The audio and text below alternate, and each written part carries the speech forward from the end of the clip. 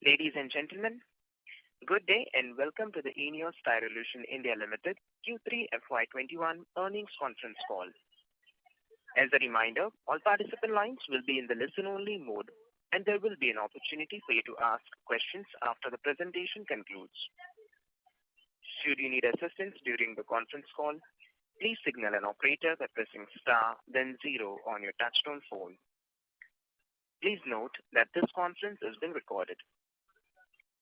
I now hand the conference over to Mr. Sanjeev Madan from INEOS Styrolution India Limited. Thank you, and over to you, sir. Thank you. Dear shareholders, investors, and analyst fraternity, we welcome you to this earnings call. Your company, INEOS Styrolution India Limited, has declared its results for third quarter and 9 months ended December 31st, 2020 on 10th February 2021. We will brief you about the major highlights of the performance. Regarding quarterly performance, revenue net of GST from operation in the current quarter is INR 48,483 lakhs as compared to INR 33,968 lakhs in October to December 19 and INR 39,458 lakhs as in previous quarter. Profit before tax in current quarter stands at INR 13,526 lakhs as compared to loss of INR 376 lakhs in October to December 19. However, loss before tax and exceptional item it was INR 581 lakhs and profit before tax in previous quarter stands at INR 5,507 lakhs. Regarding year-to-date performance, revenue net of GST from operations stands at INR 99,494 lakhs in YTD December 20 as compared to INR 1,22,000 lakhs in YTD December 19. Profit before tax in YTD December 2020 stands at INR 15,962 lakhs as compared to loss of INR 2,239 lakhs in YTD December 19. However, profit before tax and exceptional item it was INR 1,557 lakhs. Now regarding quarterly segment performance, first specialties, profit before interest, tax and other unallocable expenditures stands at INR 10,402 lakhs in current quarter as compared to INR 3,529 lakhs in previous quarter. Polystyrene, profit before interest, tax and other unallocable expenditure is INR 3,348 lakhs in current quarter as compared to INR 2,154 lakhs in previous quarter. Company has elected to exercise the option permitted under Section 115BAA of the Income Tax Act 1961 as introduced by the Taxation Law Amendment Ordinance 2019. Accordingly, the company has recognized provisions for current tax for the 9 months ended December 31st, measure its deferred tax basis and rate prescribed in the said section. The full impact of this change has been recognized in the financial results for the quarter ended. The clarification and in details about our financials. Now we can go forward for the queries or any other clarification which are needed. Thank you. So should we start questions and answer? Yes, please. Thank you very much. We will now begin the question and answer session. Anyone who wishes to ask a question may press star and one on their touchtone telephone. If you wish to remove yourself from the question queue, you may press star and two. Participants are requested to use handsets while asking a question. Ladies and gentlemen, we will wait for a moment while the question queue assembles.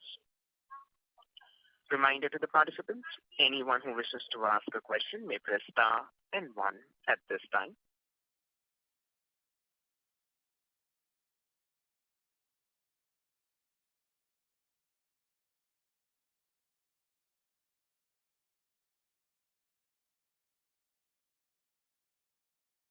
Ladies and gentlemen, in order to ensure that the management is able to address questions from participants in the conference, please limit your questions to 3 per participant.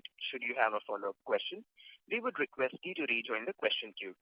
The first question is from the line of Rushabh Sharedalal from Praveen Ratilal Shares and Stocks. Please go ahead. Yeah, hi. Thanks for the opportunity. Just had one question, pertaining to the revenue growth and the profit growth. So we have seen a significant growth in the revenue as well as the profit. Just wanted to know that how much of it is actually sustainable in the quarters to come. If you can just throw some color or light on that. Thank you. Yeah, Sanjeev, that's a very good question. So both revenue and profits are related to what happens in the market in general. Yeah? So Styrenix is a global market, both for ABS and for polystyrene. And we have seen over the last 1 year the prices of ABS going up very dramatically. How long they sustain these prices is difficult to tell for us. And same we are seeing for the margins, which have kind of improved a lot. Very difficult for us to predict how long this can sustain. But for now, the business is in a good shape, and we are enjoying a good margin. Yeah, but if you can just repeat yourself as to, you said that this profit of revenue and profit came from somewhere, but I just lost your line there. So if you can just repeat that portion, please. So the profit has come because of high margins, right? Margins is the difference between your selling price of ABS and the cost of your raw materials. Okay?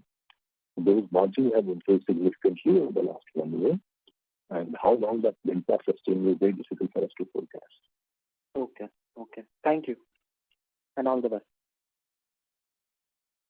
Thank you. The next question is from the line of Vaibhav Barjatia from HNI Investment. Please go ahead.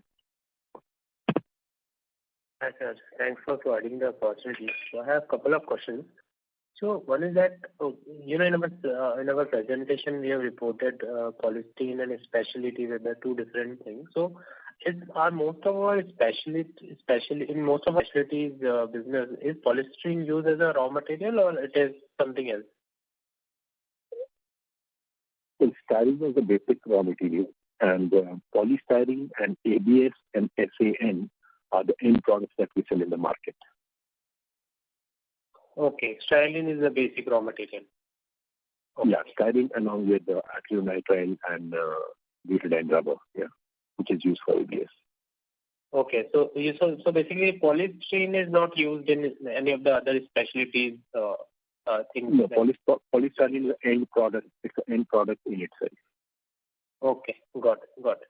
And sir, you have earlier said that the prices of ABS have gone up dramatically in last 1 year or so. So can you just explain a bit actually what are the various driving factors of ABS and who are the other global players? Have there shortage in some other market and that's why the ABS prices have gone up actually? What is this driving this sharp run up in ABS prices, if you can explain that? Yeah, we've seen a steep increase in prices of ABS post-COVID globally, predominantly driven by Asia and within Asia by China. So right from February, March onwards is when China kind of recovered, and soon India recovered over the half of the year. The overall goods market, automotive market in China, picked up very fast during the course of 2020. Of course, India in half of 2020, which has resulted in a very strong demand for ABS, in China, and which has influenced our prices not just in India but globally. And then it also depends on how much of this capacity we have versus the demand. So the capacity addition, will eventually on ABS, but so demand supply that has led to high prices. Driven by China. Okay, got it. And as far as I understand, the most of our raw materials are linked to the oil prices. So do you think there are some on one side we have witnessed good pricing on the on our finished products, on the raw material because of some kind of maybe lag effect or something, the prices on the raw material are still subdued, and that's why on the both sides we have been benefited significantly. Is it the case? So prices of some of the raw material, like the ABS prices increased more dramatically than the prices of styrene. Styrene is one of the key raw materials for us, right? Though the styrene prices also kind of doubled in the span of last 1 year, but ABS prices, went up, nearly 2.5 times, right? So that has made a kind of a difference, in the margins here. Yeah. And sir, lastly, so we, in terms of the prices at which we sell our products, so we have the contract with the customers, which, as far as I understand, the contract provides for a direct pass-through of the fluctuations in the raw material prices. So can you explain a bit more as to, what is the lag impact there, and what raw material, what period of, like for example, the current prices are based on raw material prices of the previous month, or how does it work in terms of, so that we can understand the lag effect, if there is any, in the short term numbers. Yeah, so we do have contracts based on N-1, N-2 prices last 2 months, right? Because most of the OEMs, they already off before the month, right? So sorry to interrupt. This is the operator. The audio is breaking from your line, sir. Please check. Is it any better now? Yeah. So the prices are based on the previous month's prices, right? So typically it's N-1, N-2, yeah? Okay. And in some cases we also have quarterly prices, yeah, with some of the OEMs. And we have a blend of both contracted customers and spot customers. Right. And what is the, and basically then what is the processing time in terms of from the time we procure the raw material to the delivery of finished goods? What is that duration? Is it less than a month or two, or it is more than a month or two? So the styrene manufactured in India, so it's procured from other parts of Asia. So there is a timeline associated with that of us purchasing and the shipping time and receiving, etc. Then there's a processing time, and then we also have lead time with our customers, right? Typically, it will be kind of a 2 months time frame. Right. Okay. So basically, if it's 2 months time frame, then practically, I mean, you have pretty much some match on the pricing of the finished product and the pricing of the raw material. So, is it my understanding correct? So what is it? So basically, I just wanted to understand that today, if we are supplying to a customer at X prices, so that X price is dependent on the price of the raw material which was prevailing, say 2 months earlier, right? Correct. A month earlier or 2 months earlier. That's correct. Yeah, or 2 months earlier, and given our processing cycle, we are anyway must have procured the raw material 1 month or 2 months earlier. So it is pretty much a match in terms of the price that is there in the contract and the price at which we actually acquire the raw material. That's correct. But this is not true for all customers. Like we have a blend of contracted and non-contracted customers. Yeah. So. Got it. And for non-contracted customers, the current pricing is what is working, right? That's typically based on what the market prices are. Yeah? Okay, got it. That's it from my side. Thank you. Thank you. The next question is from the line of Dilip Mehta from Sun City Advisors. Please go ahead. Yeah. Good afternoon, sir. My first question is regarding the capacity of the company. Can you tell me what is the installed capacity and what is the capacity utilization for this quarter and likely for the coming quarter? And is there any capacity expansion is going on, when it will be completed, and how much it will contribute to the sale? Well, our nameplate capacity for our plant is about 28 KT, and our Moxie plant has a capacity of 100 KT here. And as and when we have plans for future investments, we'll let you know. So it is 128,000 tons per annum. That's correct. Okay. Is any of this capacity is used for the final product, or it is cumulative capacity? So the Moxie makes the final product, while the Nandesri rubber raw materials. Okay. And what is the capacity utilization currently going on? Well, typically, we don't run the plant 100% based on the nameplate, so it's a factor lower than that. We don't generally disclose the exact number here. But in general terms, what you can define is all I can say, they're our assets are well utilized. That's all I can say. We normally inform the shareholders on the nameplate capacity only, not the exact utilization percentage. And what is the capacity expansion going on? If there's an expansion plan, we will inform the shareholders.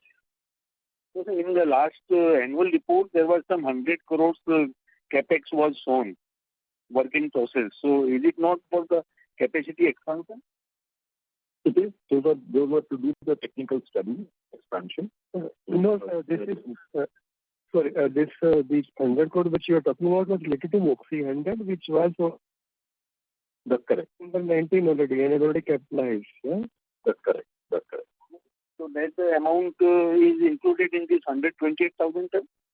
That's correct. Correct. The second thing is regarding the margins.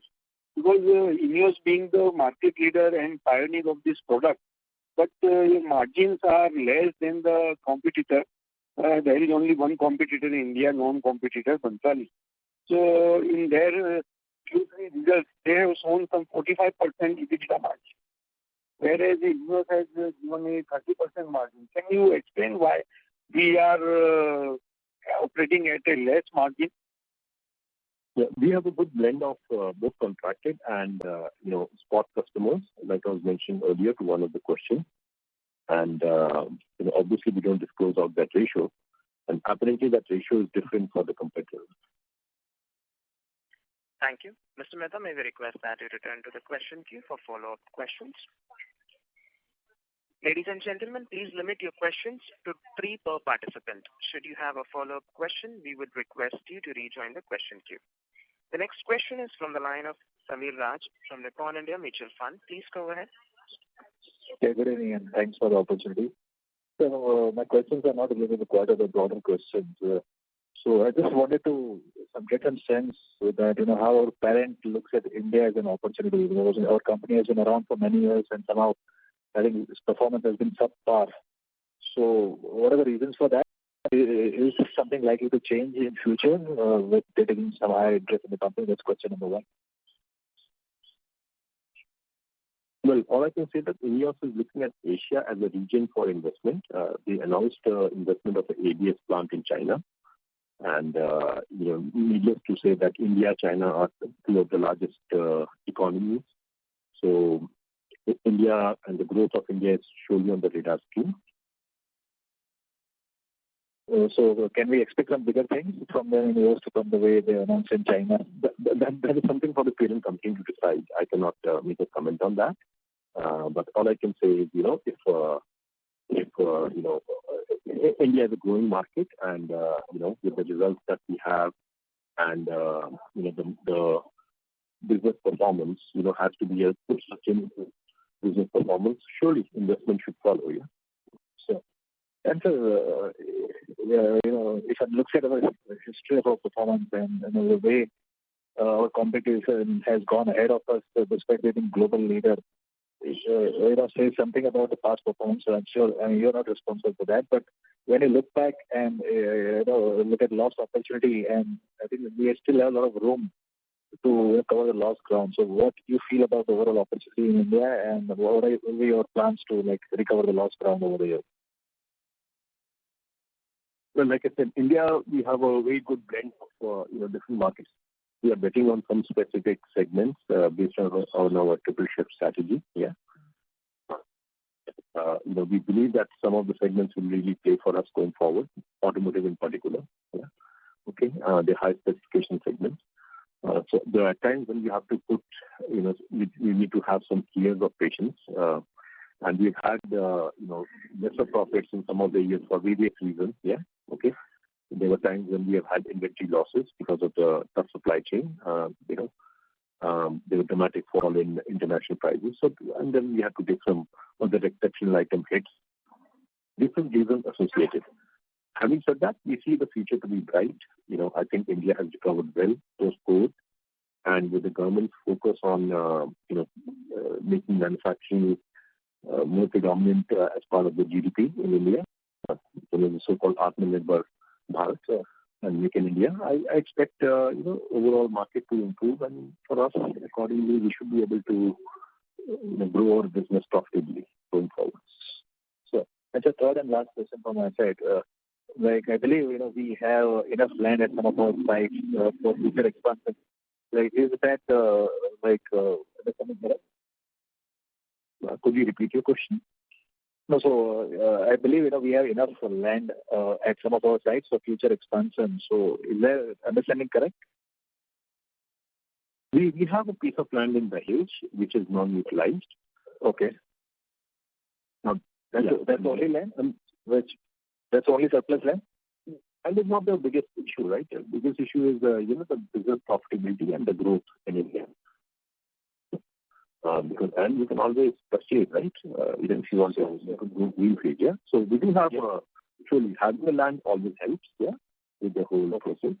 But that's not a concern. Yeah? Sure. So thanks so much for answering this, and I really appreciate it. All the best. Thank you. Thank you.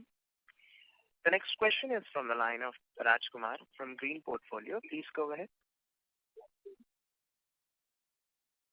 Rajkumar, your line is in talk mode. Please go ahead with your question. Hello. Yes, sir. Please go ahead. Thank you, sir, for giving me an opportunity. Hello. Yeah, we can hear you.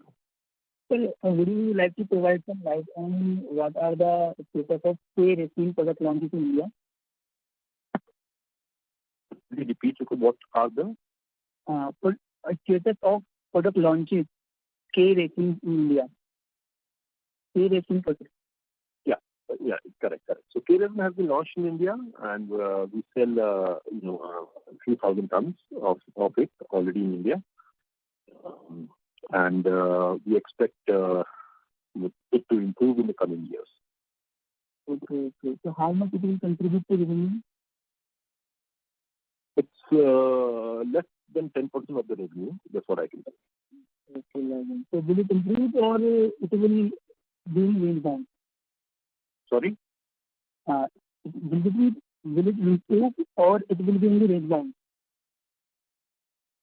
Difficult for us to say. Our job is to grow all the different products that we have, K-resin included. Yeah. Okay. So I just want to know that how much toy manufacturing industry contribute to the revenue? Toy manufacturers are one of the customers for us, and I do believe that manufacturing is an area of focus from the government, which will surely help us as business as well. Okay. So actually, I just want to know, automobile is greater component in the revenue. So that's why I was asking that toy manufacturing will improve, because in the earlier call we were asking about that it will improve. Yes. So automotive is still is one of the biggest areas, right, and much more structured. Toy manufacturing maybe distribution and also to some of them directly. But that's an area which will improve going ahead. Yeah. But so will automotive, so will household, so will the electronic segment. Yeah. So all segments are supposed to grow in India. Yeah. Okay. So the next question is, as we that the prices of the products are improving very fast. So will this price be sustainable, or the demand will come from more on the side of the volume? Yeah, it is very difficult for me to predict how sustainable the prices are going forward. But from our side, the efforts are to maximize our margins and improve our profitability to price to the market. Thank you. Mr. Kumar, may we request to enter the question queue for follow-up questions? Thank you. We'll move on to the next question from the line of Shivan Sarvaiya from GHP Securities. Please go ahead. Thank you for the opportunity. A couple of questions. So one is the inventory gain for Q3. Could you just give some color on that? Hello? Yeah, could you repeat your question? Yes, sir. So I just wanted to know what were the inventory gains for Q3? Can you take that question? Yeah. So for Q3 inventory gain, I will not say very significant, although because in the last quarter, we all know that the inventory was not very high from that perspective. But yeah, overall around, I think 10 crore approximately, you can say that. Okay. So, sir, going forward, if these are normal profits, then we expect to maintain these gross margins over the next couple of quarters? Like I explained earlier, it's very difficult for us to predict, because these margins are dependent on what happens with the raw material and the input prices of ABS, polystyrene, which are driven by the overall supply-demand situation globally and in APAC, as well. So it's very difficult for us to predict, But like I said, we are in a good position right now, and we would like to maximize margin and keep improving our product mix and segment mix going forward.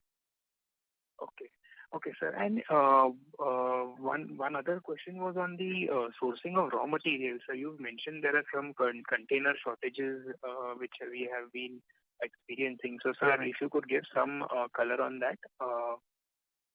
The more container shortages between Korea, China, in the whole APAC region, driven by the lines, where we saw the prices of some of the containers going 4x, 5x the normal container costs, and even if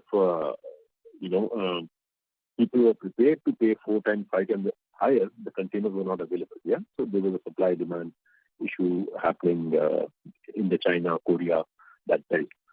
That has improved over the last 2 months, and we expect the situation to get normalized, in a month or so. Okay.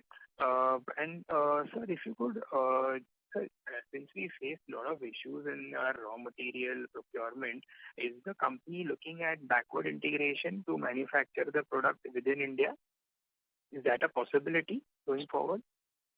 That's very, because the key raw material, like I mentioned, is styrene. And for styrene, the total demand in India is about 1 million tons. And for 1 million tons, we would put a multi-billion-dollar kind of a plant, which is a very, very, very big step, So as of now, there are no such plans. Thank you. Mr. Sarvia, may we request that you return to the question queue for follow-up questions? Thank you. The next question is from the line of Anuj Jain from Globe Capital. Please go ahead. Good evening, sir, and congratulations for wonderful set of numbers. I have broadly 2 questions. One is, I just want to understand how is the demand scenario on ground, which we have seen in the last quarter from October to December. So how it is planning in the month of January and till now February? So how is the demand scenario on ground? We see the demand to be pretty good. We see a very big V-shaped recovery, last year, right? Across when you look at the automotive number, the household electronics number, and in general, the refrigerator sold, air conditioner sold, everything was up, 30, 40%, 50%, Automotive was up, nearly 35%, 40% in some cases, Now, but they've come down. They're still double digit, I would say. I just looked at the CM data. It's still double digit number for 2-wheelers, and based on the forecast, I still believe the next 3 to 6 months should be pretty strong, Look, none of us can predict what happens in India, right? Yeah, but it's just normal business scenario. Yeah, that is interesting. Okay. And the other thing is I just want to understand how, about on the inventory side. How you are managing, what are your plans on managing the inventory side? Because the styrene and ABS prices are on a pretty high level. So, I mean, what kind of, how much inventory you are maintaining? I mean, what is the cycle you are maintaining? Well, we typically do try to maintain a month's inventory. Yeah. Okay. Right. And have a choice, right? Because one month is a normal scenario. In the normal business scenario. Yeah, you have it at least a month, 6 months, right? Okay. So you're always a bit of, there's always a bit of concern. What if the prices decline, correct? Which has happened in the past. At times, the market will suddenly drop for raw materials. And that's where some of the contracts come into play, yeah? When the market prices drop, your contracted customers still value and respect the old prices, yeah, based on your contracts, yeah? Based on the formula. While the spot prices, if I go to the market with the spot pricing, I may not be able to realize the complete raw material costs, yeah? Our take on this is, balance it with have a very balanced portfolio of both contracted and non-contracted customers, number one. Number two, try to keep your inventory, a little better, and have a very accurate forecast planning from our sales guys, right? Because in relation to what sales forecast you have, yeah? And depending on the different raw materials. So those are the kind of levers that we use. But, the supply chain is such, right? Because styrene is not manufactured in India, yeah? Butadiene probably lesser, right? Because butadiene, now we have manufactured in India. You have IOC, Opal, right? We can make butadiene, so we can source it locally, yeah? So there's no need to carry, a month's inventory, correct? Because you can source it within India. But things like acrylonitrile, styrene, to get it from other parts of Asia. Yeah. Okay, sir. Got it. That's it from my side. I wish you all the very best. Thank you. Thank you. Thank you. The next question is from the line of Ayush, individual investor. Please go ahead. Hello, sir. Congrats on a good set of numbers. So what was our volume growth during the quarter? What says? Year on year.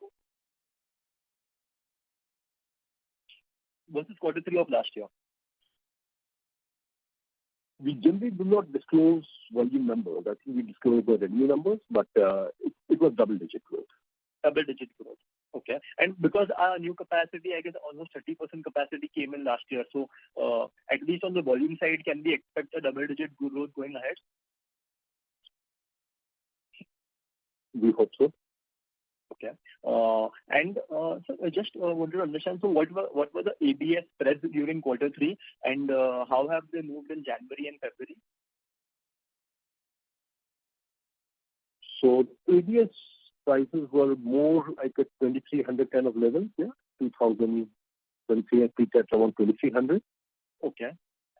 And they're at around 2,000 levels right now. So it went up from 1,800 levels to 2,300, and they are at 2,000 levels right now. Yeah?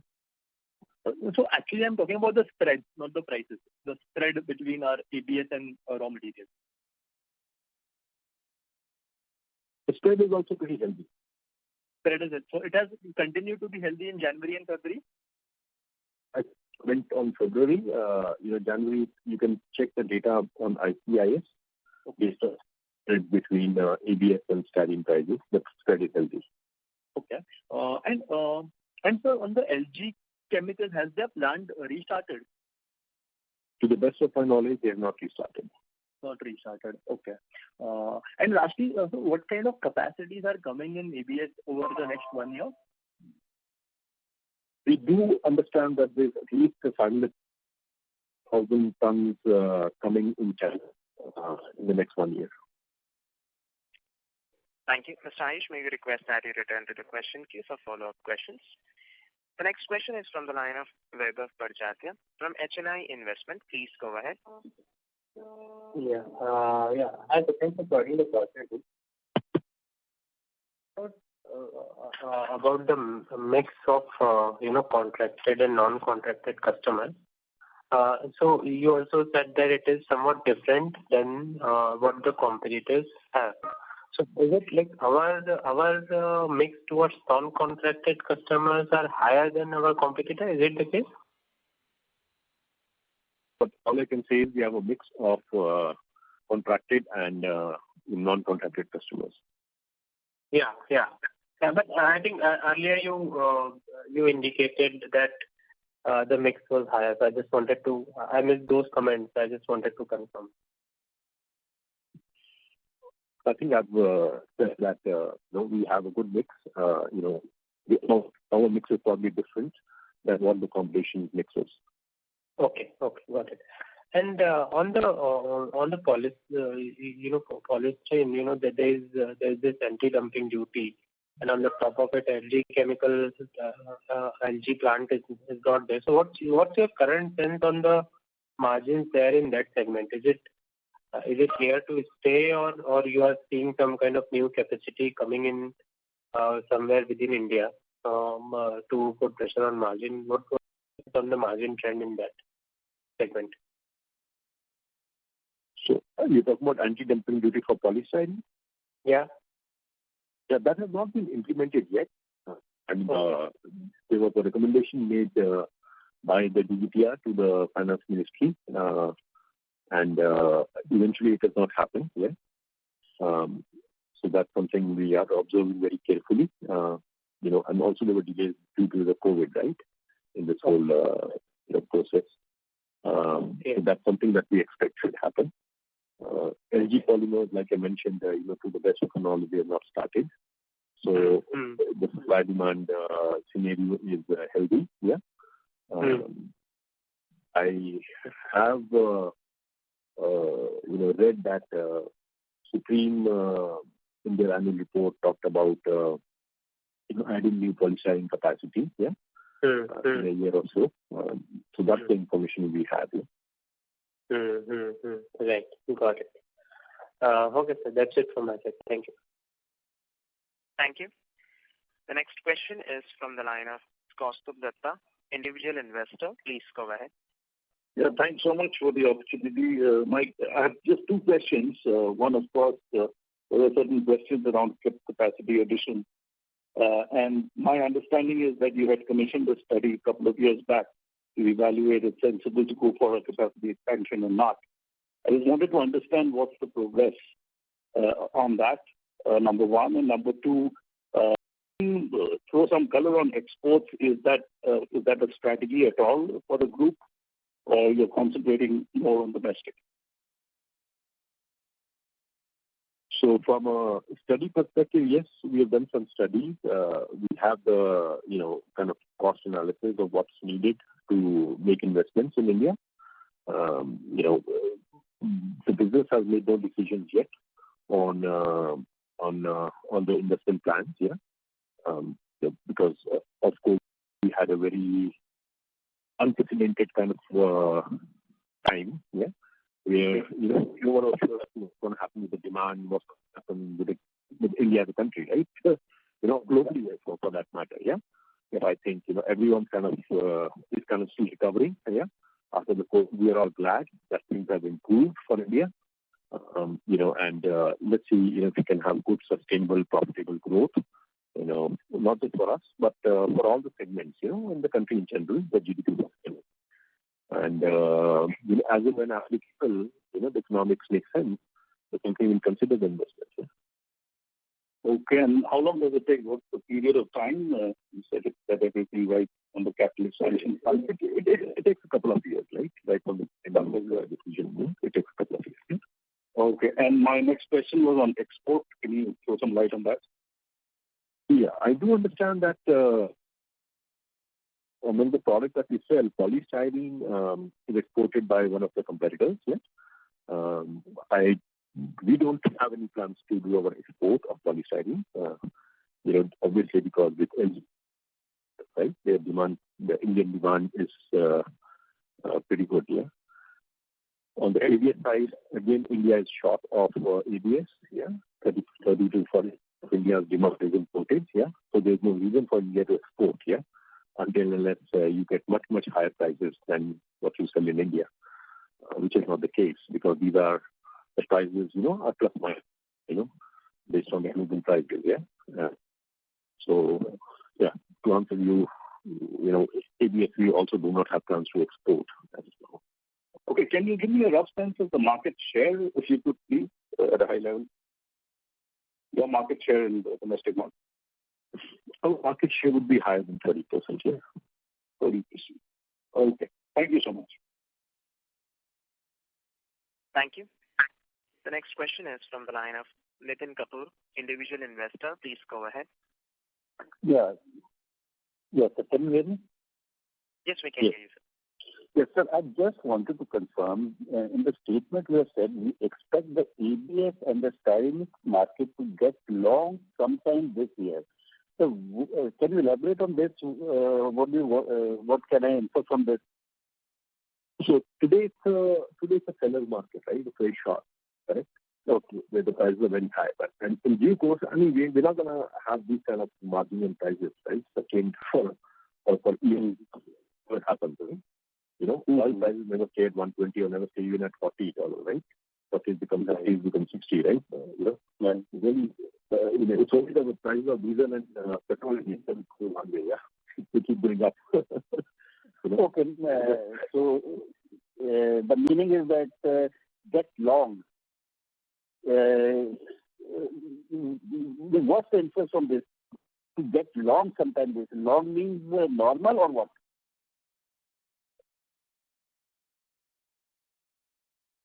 Long means, Hello. yeah. So long means the supply-demand situation, so it becomes more of a buyer's market, yeah. Okay, right. And secondly, sir, just one more question. Sir, what's the scope of what this is? You don't have any expansion plans, and what I understand is that your capacity utilization is still quite high. So, from where the future growth is expected in the company? Well, we do have, being a multinational company, we do have our sister plants in other parts of APAC and in globally, which can support the growth in India. So, any fresh products you plan to produce in India, sir? We do keep new products. There are some healthcare related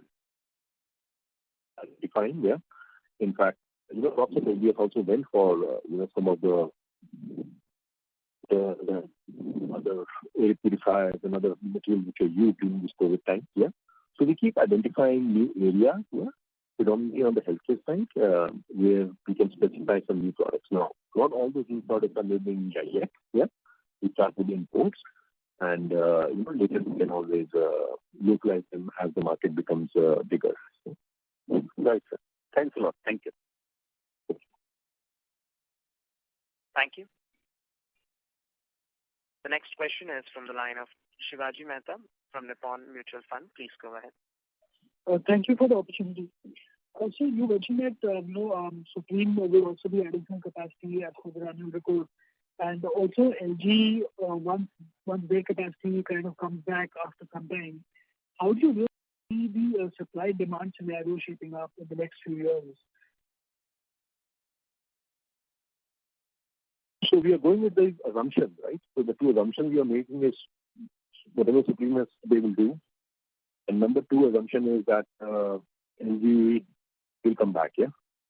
Right? So I think we'll have to, first, both these assumptions, if both assumptions come true, then we are talking of 80 to 100 KT coming from Supreme and another 70 KT or so coming from LG, correct? Back. Then, of course, the supply become higher than the demand, because the demand in India is around 250,000 tons for polystyrene. Yeah? So the scenario will change. Yeah? But again, these are assumptions. We'll have to just wait and see what happens in the coming 1 year, and then take it forward from there. Sure. So also, what would be the price difference between, say, the contracted customers and non-contracted customers? We don't disclose this information, sorry. Sure. If you could also help, how would the end user industry be split for us in terms of revenue? Is that something you could share? Well, like I said, the segments that we focus on are automotive, household electronics, yeah, of course toys, and then emerging segments like healthcare, yeah, where we can get more high value products. construction is one segment that we are focusing on. So we try to play in most of the segments, more so in some segments than the others. Yeah. I mentioned a few times like automotive is key for us. Okay, sure. Thanks a lot. Thank you. The next question is from the line of Ayush, individual investor. Please go ahead. Yeah, hi sir. So actually, coming back to my previous question, so I was asking you what kind of capacities are coming in. You mentioned some 5 lakh tons is coming up in China, right? That's correct, for ABS. For ABS. So what is the average demand growth for the industry for the year, and how much of the supply can be absorbed basically? Well, the demand in India is more like 250 to 300,000 tons for ABS, yeah? Okay. Right? And then you can take a double-digit growth.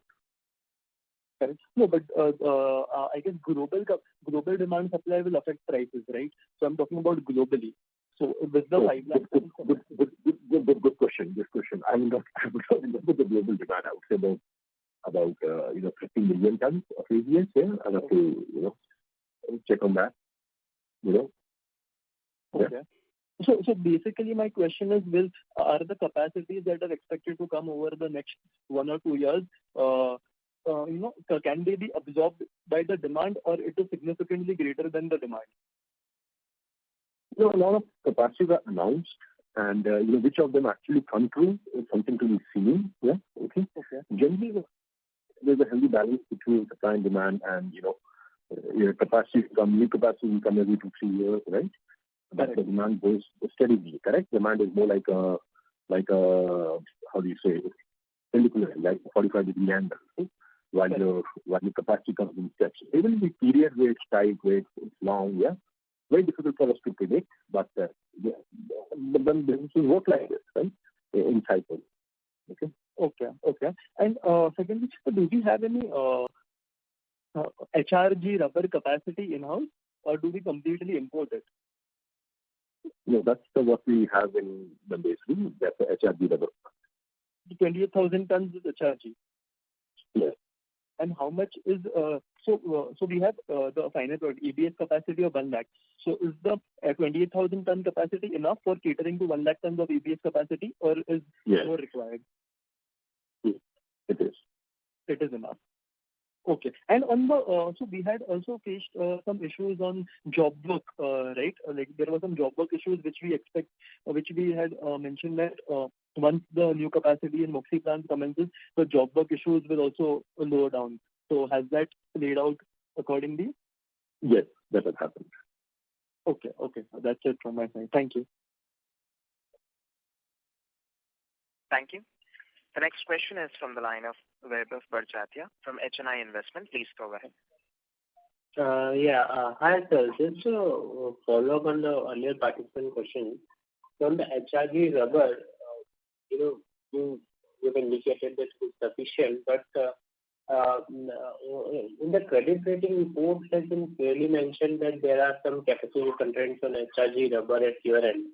So I'm just trying to reconcile the two facts. Is it have you resolved it for December 2020, which is the date of the credit rating report, or there's some misunderstanding there? So actually we have the main capacity of 28 kg, right? And I think one of the gentlemen asked, make 100 kg, correct? Based on Moxie, yeah. And typically we use up to 25 to 30% HRG in the formulation. Okay, this is not rocket science. I mean, you can Google it and you'll find out how much it's in this range. Yeah. So from that theoretical, the reality is that if you want to grow further, right, we'll be short of HRG. Yeah? Okay, got it. Thank you. That's it from my side. Thank you. Ladies and gentlemen, that was the last question. I now hand the conference over to Mr. Abhijat Sinha for closing comments.